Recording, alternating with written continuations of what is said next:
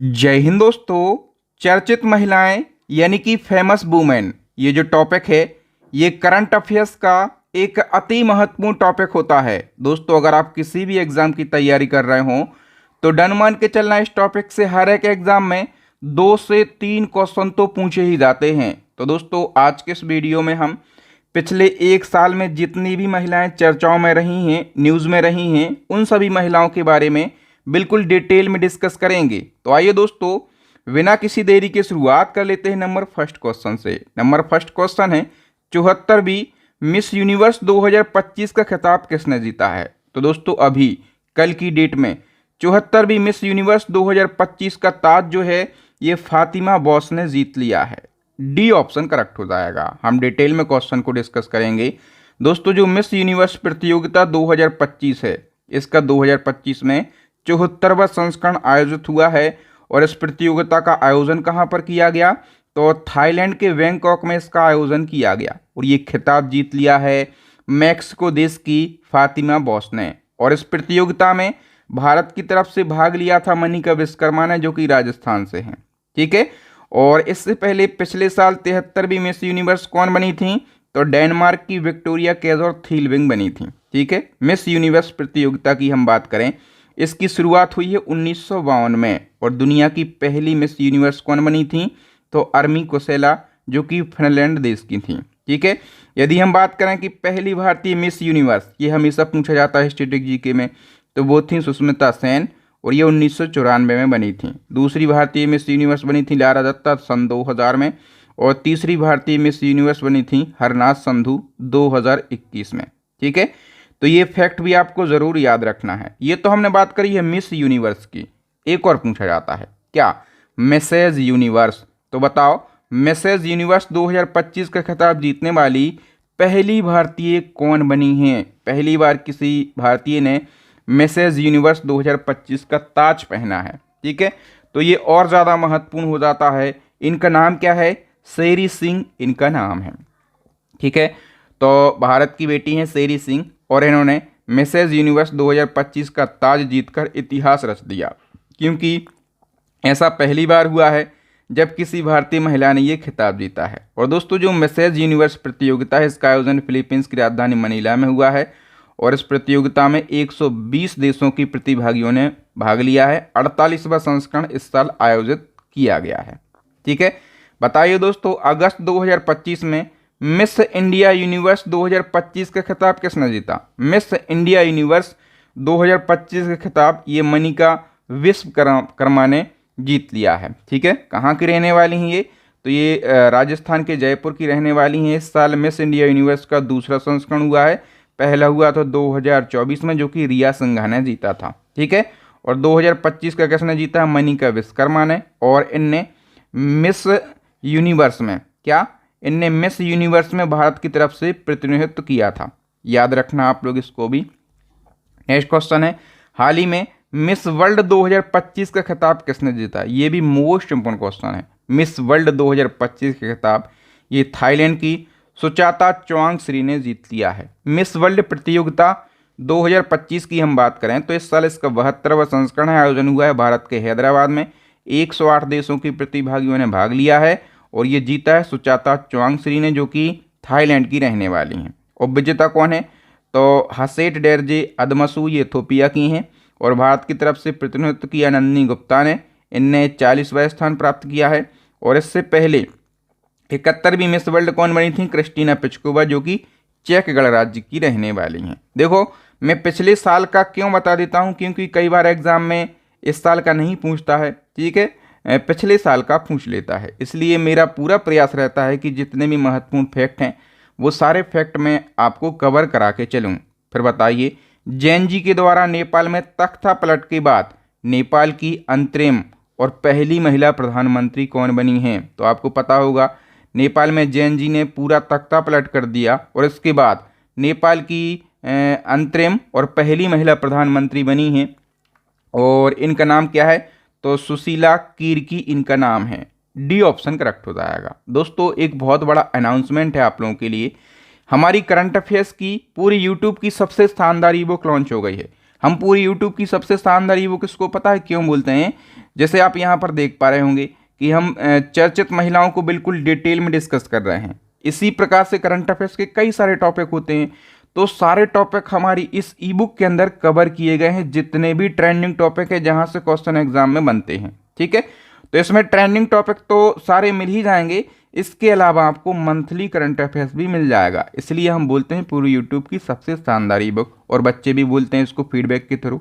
ठीक है, और जो हमारी दूसरी ई बुक है ये स्टैटिक जीके की रामबाण ई बुक है। इसमें आपको सभी सब्जेक्ट के मोस्ट रिपीटेड 51 से ज़्यादा टीसीएस के द्वारा पूछे गए क्वेश्चन मिल जाएंगे।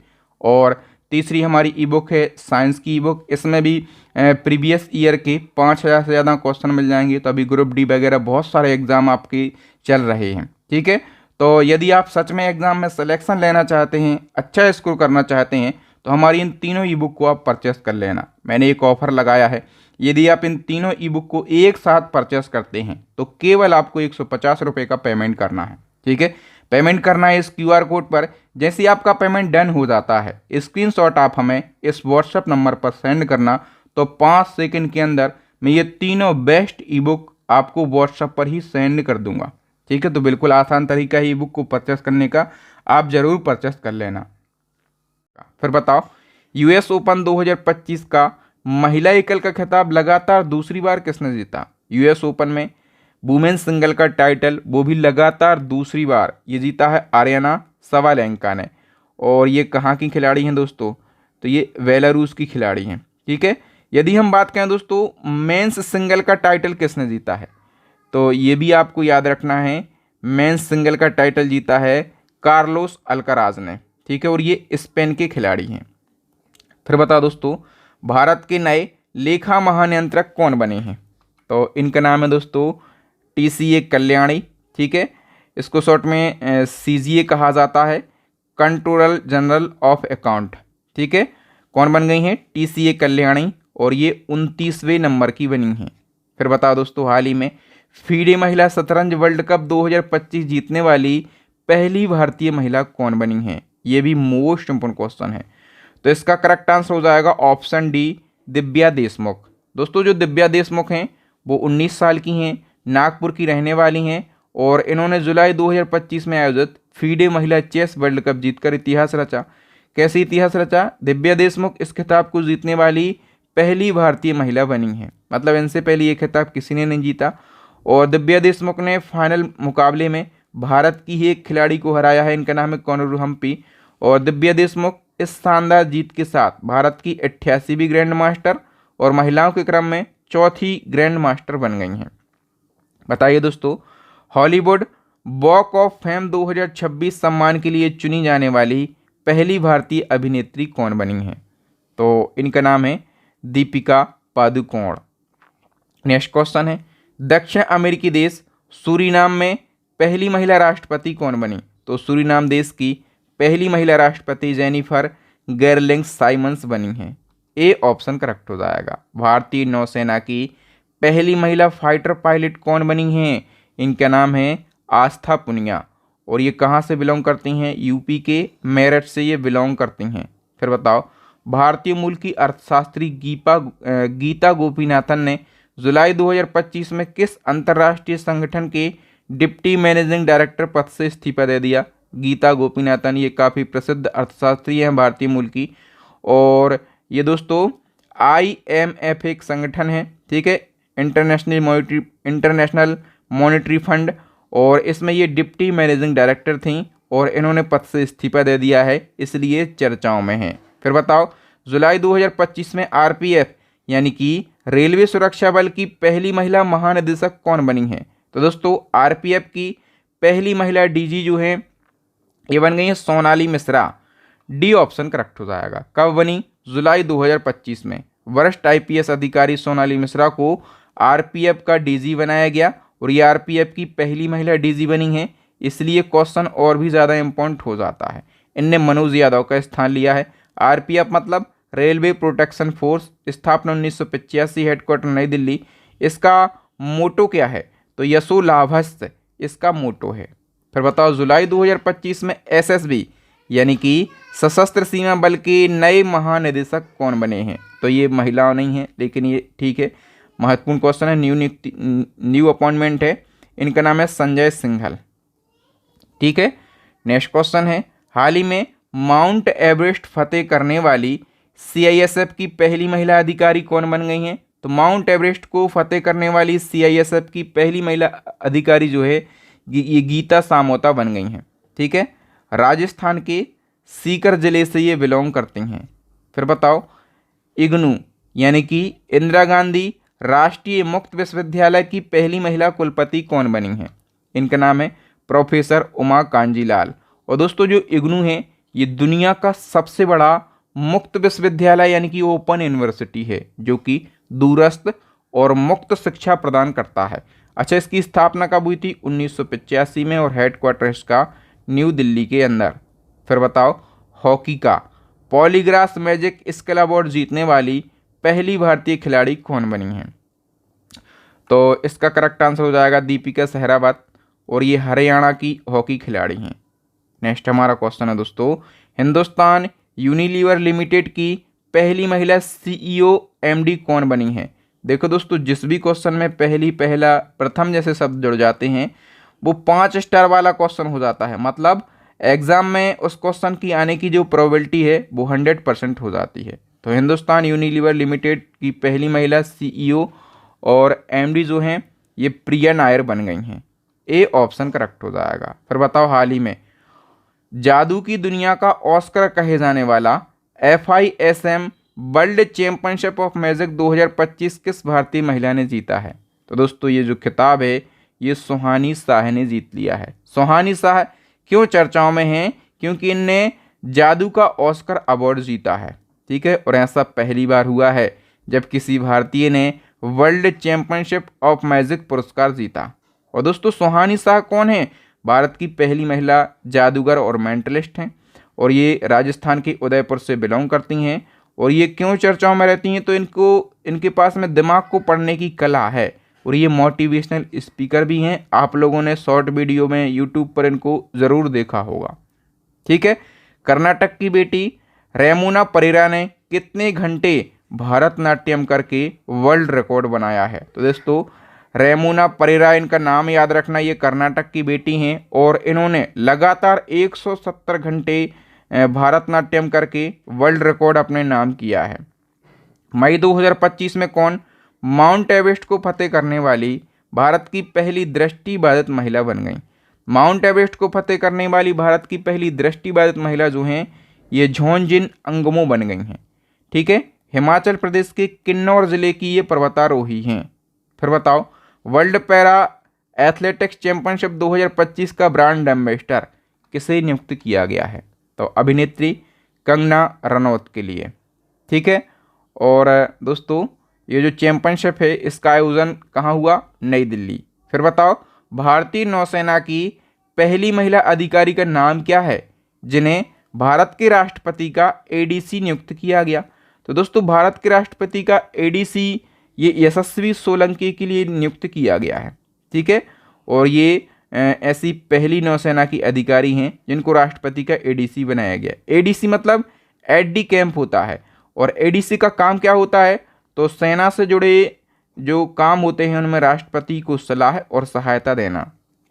बताइए, अमेरिकन म्यूजिक अवार्ड जीतने वाली पहली भारतीय मूल की संगीतकार कौन बनी है?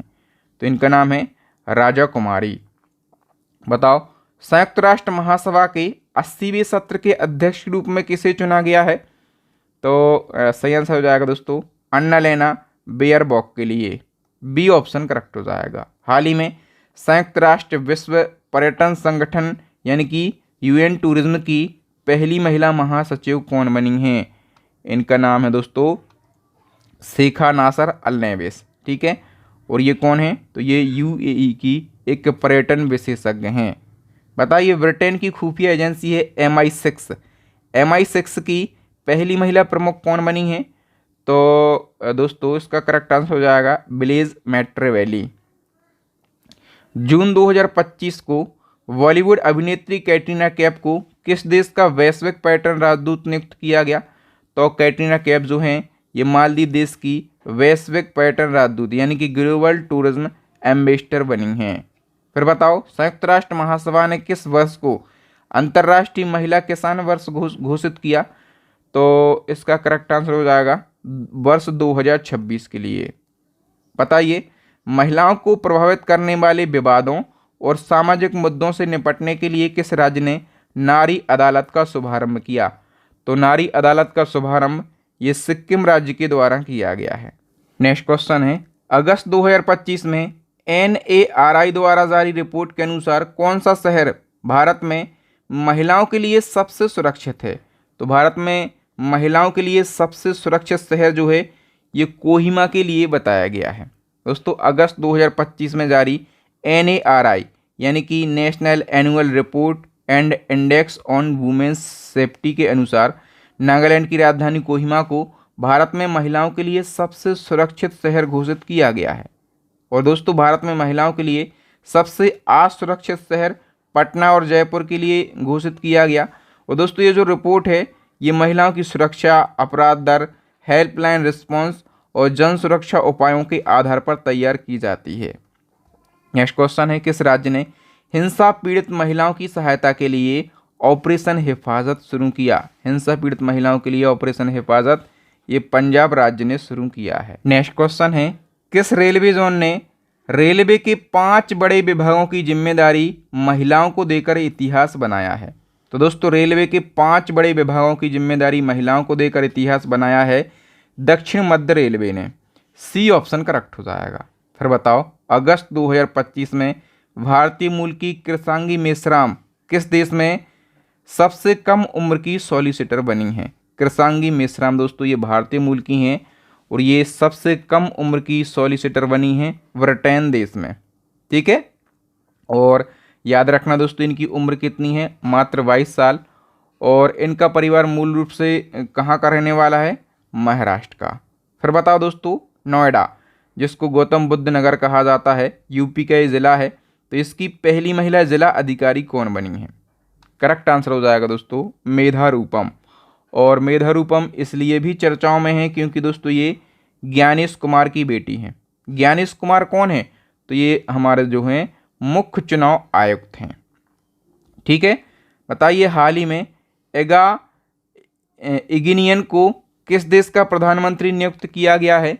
करेक्ट आंसर हो जाएगा दोस्तों लिथुआनिया देश का। बताइए ऑपरेशन सिंदूर पर मीडिया ब्रीफिंग का नेतृत्व किन 2 महिला अधिकारियों ने किया है? ये भी काफ़ी चर्चाओं में रही हैं महिलाएं। एक का नाम है कर्नल सोफिया कुरैशी और दूसरी है विंग कमांडर व्योमिका सिंह। तो वी ऑप्शन करेक्ट हो जाएगा। आप लोगों को पता होगा 22 अप्रैल 2025 को पहलगाम आतंकी हमला हुआ था। ठीक है, डेट याद रखना 22 अप्रैल 2025।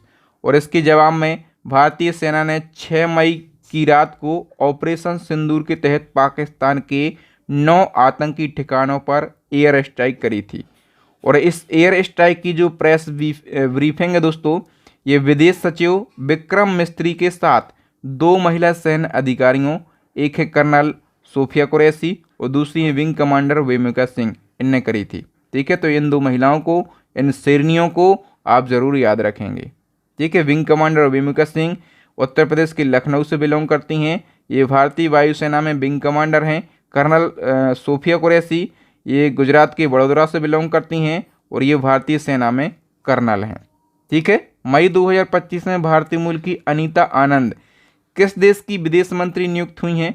तो अनीता आनंद भारतीय मूल की हैं और ये जो हैं ये कनाडा देश की विदेश मंत्री नियुक्त हुई हैं।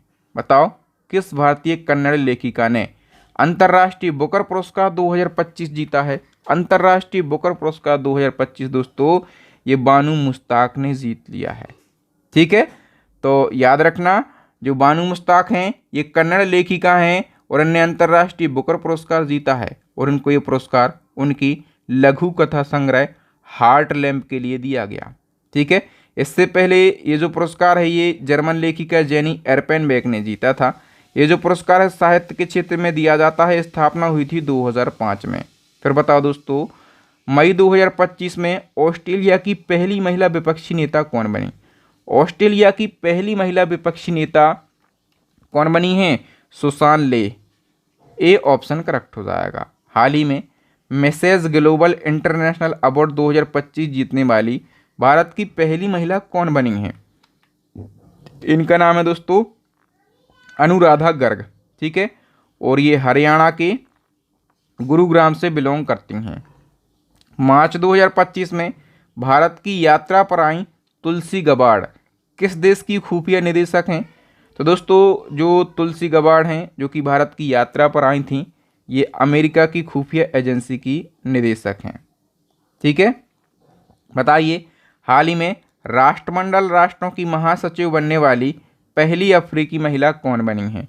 इनका नाम है सरली बोटशबे। मार्च 2025 में रोशनी नादर मल्होत्रा भारत की सबसे अमीर महिला बनी है। वो किस कंपनी की चेयरमैन है? तो रोशनी नादर मल्होत्रा ये भारत की सबसे अमीर महिला बनी है और ये HCL टेक्नोलॉजी की चेयरमैन है।